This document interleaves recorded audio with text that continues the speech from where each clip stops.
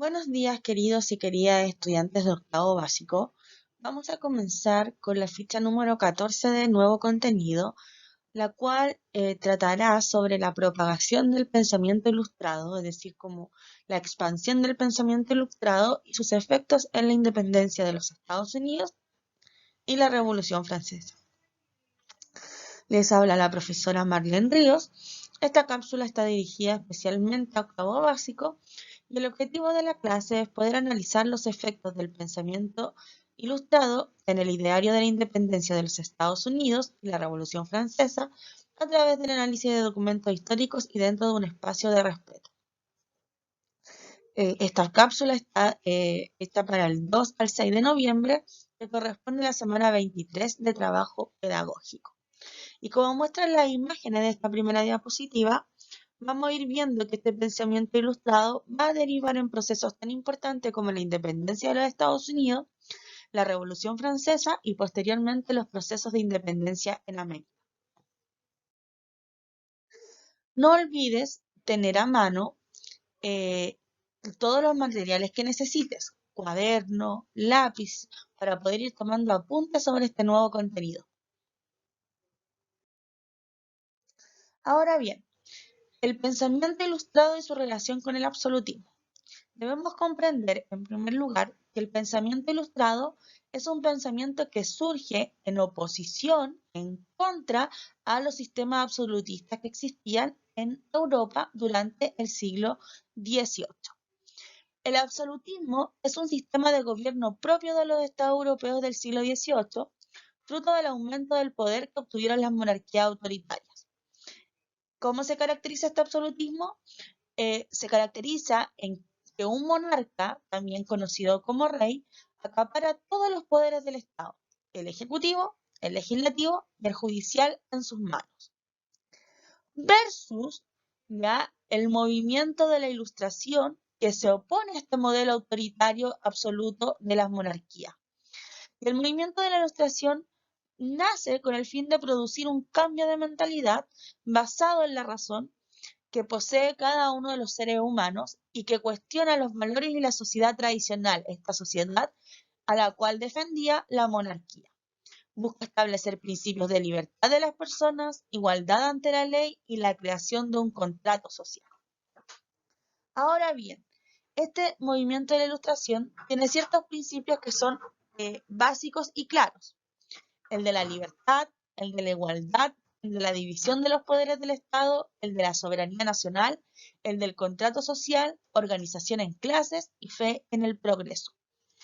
Aquí nos dice que la igualdad significa que todos los seres humanos nacemos iguales en condiciones y en derechos, todos, sin importar la condición económica, sin importar la raza, por ejemplo.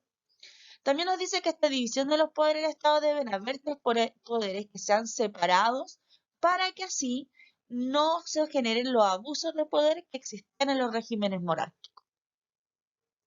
La soberanía nacional, que en palabras simples viene a decirnos que el poder recae en el pueblo y que el pueblo a través del voto y sufragio genera a sus representantes y que se opone a esta idea de que el poder viene de Dios, que decían los monarcas absolutos. Y el contrato social es que los hombres deben someterse a las reglas sociales para convivir. ¿Cuáles son esas reglas? Las leyes. Las leyes que tienen que ser respetadas a partir del sistema judicial. Otro cambio importante que trae el movimiento de la Ilustración es que la sociedad se va a dejar de dividir por estamentos, en el cual uno nace y muere dentro del mismo estamento, y va a pasar a ser una sociedad dividida en clases sociales, que el punto de distinción ahora va a ser la riqueza. Por lo tanto, una persona puede nacer en una clase alta y después descender porque perdió su dinero, como otra persona puede nacer en la clase baja y por su trabajo, esfuerzo y ímpetu pasar a ser clase alta. Y lo último, esta fe en el progreso basada esencialmente en la educación. Ahora bien, el pensamiento ilustrado se centra en 5 puntos básicos que tenemos que ir reforzándolos constantemente. El de la secularización, que busca separar a la Iglesia como institución religiosa del Estado como institución política. ¿Ya? Cuando hablamos de un Estado secular, estamos hablando de un Estado que es laico y que se aleja de la Iglesia. ¿Ya?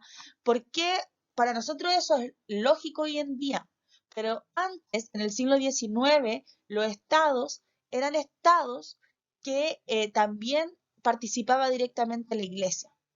¿Ya? Hoy día la Iglesia queda en torno a las decisiones privadas de las personas, pero tenemos un Estado secular porque el Estado es laico. Volvemos al tema de la soberanía popular, que es uno de los principios más importantes del pensamiento ilustrado y que se aplica hoy día en los estados, que es que el pueblo es el ciudadano y es él quien elige a sus gobernantes. ¿Cómo se eligen a los gobernantes? A través del voto o sufragio. Y esos gobernantes son representantes del pueblo porque están en ese cargo porque el pueblo lo decide. Y siempre esos cargos tienen un tiempo determinado. Por ejemplo, en Chile, el cargo de presidente en la actualidad es de 4 años. Otro punto importante es que la separación de los poderes del Estado. ¿Ya? La Ilustración nos dice que tienen que haber 3 poderes, el ejecutivo, el legislativo y el judicial, y cada uno de ellos debe estar en instituciones diferentes. ¿Ya? Aquí lo importante es que cada uno de los poderes pueda equilibrar al otro y no se generen abusos de poder. Por ejemplo, el poder ejecutivo sostiene que el presidente o quien cargue ese cargo tenga ciertas atribuciones, pero tenga también ciertos límites. Lo mismo con el Congreso en el legislativo y con los jueces en el judicial. La libertad e igualdad ante la ley dice que las personas nacemos libres y por tanto iguales, y esa igualdad se refleja en la ley. Y en esa ley es escrita porque van a haber constituciones. ¿Ya? ¿Y qué es la constitución? Es el conjunto de normas, el conjunto de leyes fundamentales que estructuran y rigen al Estado y la vida en sociedad. ¿Ya? Por lo tanto, cada uno de estos puntos está relacionado con el otro. Ahora, como el movimiento de la Ilustración y este pensamiento ilustrado estaba en contra de la monarquía absoluta, en contra del absolutismo, tienen que proponer una nueva forma de Estado. Y esa nueva forma de Estado va a ser la república. La república va a ser el modelo político, que va a promover el movimiento de la Ilustración. La república es una forma de gobierno característica del siglo XIX. Sin embargo, recordarás que primero fue desarrollada por la antigua Roma antes de que Roma se transformara en un imperio. Eso ustedes lo vieron en séptimo básico. Muchos siglos después, sus principios fueron recuperados en la Europa por parte de los ilustrados y posteriormente implementados en América tras el triunfo de las revoluciones y de la independencia de las colonias. Por lo tanto, por eso Chile hoy día es una república, porque sigue este ideario republicano que fue profesado por el movimiento de la Ilustración y que después, en el proceso de independencia chileno, lo tomarán los líderes independentistas. ¿Qué es la república? Es un sistema de gobierno que tiene como idea central que el cargo de jefe de Estado se encuentre en alguien que es elegido por la población. Lo que decíamos antes, soberanía popular. Entonces, el que dirige, el jefe de Estado, el jefe de gobierno, ya va a ser elegido por la ciudadanía. ¿Mediante qué mecanismo? Mediante el voto. Y sumado a esto, la República nos dice que su gobierno debe tener un tiempo limitado. Es decir, debe tener un rango de tiempo en el que esa persona detente el poder. ¿Por qué tiene que haber un rango de tiempo? Porque ya el absolutismo nos había mostrado que estos reyes que gobernaban hasta que morían, gobernaban en base a criterios que eran personales y que no eran en relación al bienestar común de los ciudadanos. Además, el voto es ejercido por los ciudadanos de manera individual y secreta, que son principios que se aplican hasta la actualidad. Por lo tanto, en la República el poder reside en el pueblo y no en una persona en específico como en el absolutismo. El sistema republicano es muy distinto al sistema absolutista, pues promueve que los ciudadanos sean quienes tomen las decisiones acerca de qué tipo de gobierno quieren y qué personas quieren que gobiernen. En cambio, para el sistema absolutista, el rey y su elección es de carácter hereditario y divino. Ahí hay una diferencia sustancial. Los historiadores suelen referirse a este periodo, que es finales del siglo XVIII, principios del siglo XIX, como un periodo de la era de las revoluciones. Esta denominación se debe a que este periodo de tiempo se sucedieron una gran cantidad de movimientos revolucionarios que pusieron término al antiguo régimen. El antiguo régimen es el absolutismo y estas monarquías. Por lo tanto, va a ser un proceso que se va a vivir transversalmente en Europa, pero también en América. Dentro de este proceso de revolución política y social, podemos citar como grandes ejemplos la independencia de los Estados Unidos, la Revolución Francesa y las guerras de la independencia de las colonias americanas. Ahora bien, como primer caso tenemos la independencia de los Estados Unidos. La independencia de los Estados Unidos fue un proceso que culminó en 1776, en el siglo XVIII, y es un referente, es un ejemplo para la emancipación de Latinoamérica y de nuestro caso puntual, Chile. Pues consistió en un levantamiento político de las 13 colonias. Las 13 colonias venían desde Inglaterra, Europa, habían dominado esta parte del continente americano y habían formado 13 colonias. Y los colonos estaban de cierta forma enojados porque el gobierno de Inglaterra no le dejaba tener ciertos beneficios, ya que la riqueza a partir de los impuestos se iba a la capital, Londres, en Inglaterra, y no se quedaban dentro de las 13 colonias. Por lo tanto, van a comenzar este proceso de independencia del Imperio Británico, van a lograr independizarse y va a ser el primer hito histórico en el cual los principios de la Ilustración fueron implementados. Es decir, por primera vez un territorio independiente de una gran potencia buscó defender sus derechos, su autonomía y darse a sí mismo un gobierno propio. Asunto que logró y consolidó en su declaración de independencia, en el nacimiento de una nueva nación y en la construcción de la primera constitución escrita. Por lo tanto, el modelo que va a aplicar Estados Unidos dentro de su territorio como un país independiente y liberado de Inglaterra, va a ser el modelo que van a seguir muchos de los países iberoamericanos o hispanoamericanos para independizarse del Imperio Español. Ahora bien, las causas de la independencia de los Estados Unidos, como dijimos, era el malestar de los colonos que no tenían representación en el Parlamento inglés, que pagaban impuestos y que se les imponía un monopolio comercial en donde debían privilegiar a Inglaterra por sobre cualquier otro país o monarquía en este caso. Y van a ser influenciados por las ideas de la Ilustración. ¿Ya? El monopolio en el comercio del té a una compañía inglesa va a producir el motín del té, que es un levantamiento, en 1773.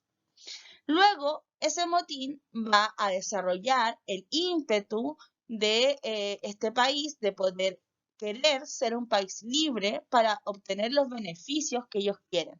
Y por eso declaran la independencia en 1776, a la cual Inglaterra no se queda tranquilo, envía tropas y se generan estas guerras de la independencia entre 1773 y 1783 y que va a derivar en el triunfo de las 13 colonias y en el reconocimiento de la independencia de los Estados Unidos ya en 1783. Cuando un país es reconocido como independiente, ahí recién pasa a ser independiente. Tiene que tener el reconocimiento de otros. Quizá uno de los aspectos más importantes de este proceso de independencia es la creación de la Constitución de esta Carta Magna por Estados Unidos, en donde van a establecer el sufragio, la división de los poderes del Estado, una república federal, como es hasta el día de hoy, y una constitución con los derechos de los ciudadanos. Todos ellos principios de la Ilustración. Y como consecuencia nos vamos a encontrar con la primera constitución escrita de la historia. ¿Ya? Es un hito importantísimo, más nosotros que estamos viviendo un proceso constituyente, va a ser la primera revolución propiamente liberal y va a comenzar el proceso de descolonización de América y nace una nación llamada a liderar el mundo, porque sabemos y tenemos claro que hoy en día Estados Unidos es una de las potencias a nivel mundial. Y por otro lado, tenemos la Revolución Francesa, ya que es una revuelta, un conflicto interno dentro de Francia y que poseía una de las monarquías absolutas más fuertes del periodo y va a tener tres causas, una económica, sociales y político-ideológicas. Económicas, porque hay una fuerte crisis económica, el pueblo francés literalmente se estaba muriendo de hambre, había una subida de los precios y había un déficit estatal, es decir, la monarquía y el rey estaban gastando más plata de la que poseía.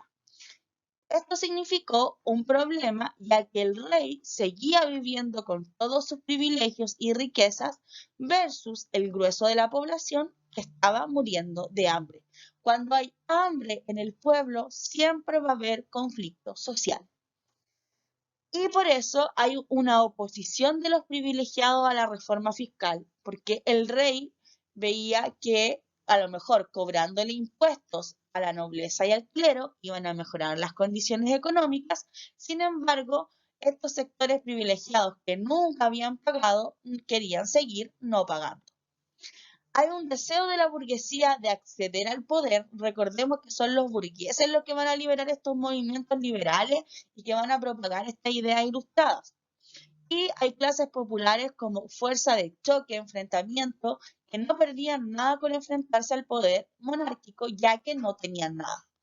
Y las políticas ideológicas, que van a ser esta idea ilustrada que vimos en la independencia de los Estados Unidos, como la Constitución, la soberanía popular, la república, y el ejemplo claro de Estados Unidos. La Revolución Francesa va a tener una gran cantidad de fases, ya la fase de la Asamblea Nacional, Asamblea Constituyente, la fase del terror, del directorio, el consulado y el imperio. No vamos a profundizar en esta fase, pero lo que sí es un proceso de crisis porque tienen que buscar la forma de reorganizar a Francia. ¿Ya? Va a pasar por etapas en donde va a ser república, va a pasar por etapas en donde va a ser una monarquía, va a volver a ser un imperio, en donde van a tener características autoritarias y de terror, ya va a tener el periodo de la guillotina, en donde prácticamente se mató a muchos franceses producto de pensar distinto, pero va a tener como consecuencia la desaparición del antiguo régimen, es decir, la monarquía, la creación de una monarquía constitucional en donde va a haber leyes que van a tener que aplicarse a todos, hasta el rey. Va a haber el concepto de soberanía nacional, por lo tanto los franceses van a dejar de ser súbditos y van a pasar a ser ciudadanos con derecho y opinión. Van a haber constituciones, Carta Magna con las leyes que estructuran el Estado. La burguesía en el tiempo va a acceder al poder político y las ideas revolucionarias van a extenderse a toda Iberoamérica. El nacionalismo y el liberalismo se va a propagar por Europa. Por lo tanto, el foco es Estados Unidos en América, que da el primer pie, y Francia en Europa, que da el primer pie, para que el resto de las naciones comiencen a propagarse y a establecerse repúblicas liberales y posteriormente democráticas. Actividad. ¿Por qué el pensamiento ilustrado estaba en oposición al antiguo régimen? El pensamiento ilustrado se basa en la razón como la base del desarrollo humano. A partir de ello, establecía que el poder debía estar dividido en distintas instituciones, por eso es una república, y donde los gobernantes pudieran ser elegidos por los ciudadanos a través de un sufragio, a través de un voto, y que ese líder, ese gobernante, ejerciera su poder durante un tiempo limitado.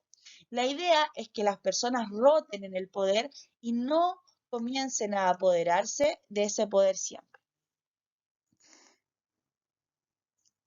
Por el contrario, el antiguo régimen era totalmente opuesto al pensamiento ilustrado.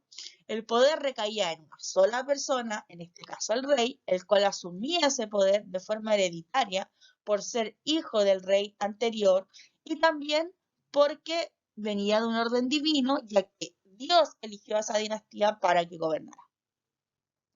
Entonces, el poder era incuestionable y fomentaba el abuso de poder y el que no tuviera límites, ya que los reyes absolutos no poseían límites.